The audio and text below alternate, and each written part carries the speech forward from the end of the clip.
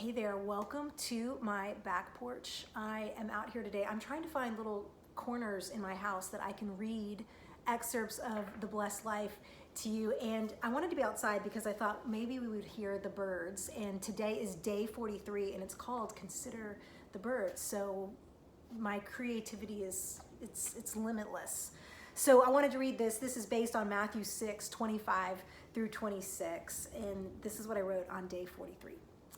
It was 3:30 in the morning. I was awake and restless, my mind racing as it sometimes does at this most inconvenient hour. Certain realities of life that had mostly felt concrete were suddenly gone or simply up in the air. Where will it all land? No one knows, the professionals kept saying. My mind flitted about from worry to prayer, not landing in either place for long. The birds chirped outside my window like it was the lunch hour. Don't they know it's the middle of the night? I wondered with ire. Scientists call this early morning bird singing the dawn chorus. It's most noticeable in spring when birds are migrating or mating.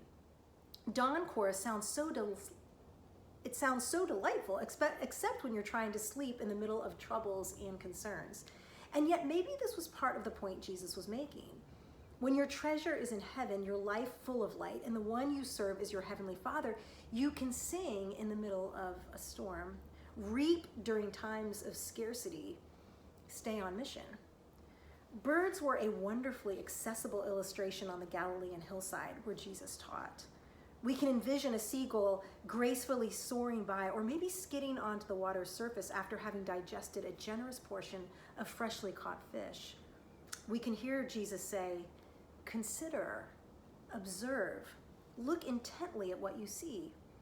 He wanted his disciples to stop and think about these winged creatures, specifically how they are fed despite not being able to do three important things for themselves: sow, reap, and store, each requiring the ability to plan.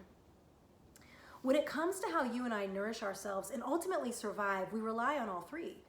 At least we rely on the farmers who rely on them. When I sow seeds in my garden, I check the seed packet for how many days to maturity so I know when I can reap the spinach, kale, and Japanese eggplant. Sadly, my little raised beds don't produce enough for me to store in barns. I'll let you know when I've reached that milestone. But if I could store, I would. Point being, we humans have the faculties to plan, save, and freeze the ground beef until we need it for lasagna. We sow seeds of higher education to secure better jobs, gain interest on our investments, build retirement we hope one day to reap. The birds cannot do this. They live simply, day to day, worm to worm. Ne'er was there a more pleasant thought. Despite their lack of planning capabilities, they are fed, they are nourished, they have enough for their chicks. How is this possible, we wonder? Because they have a heavenly Father who feeds them. And that heavenly Father isn't just the Father of the birds, he is your heavenly Father. And how much more are you worth to him than the cardinals, starlings, robins, and blue jays?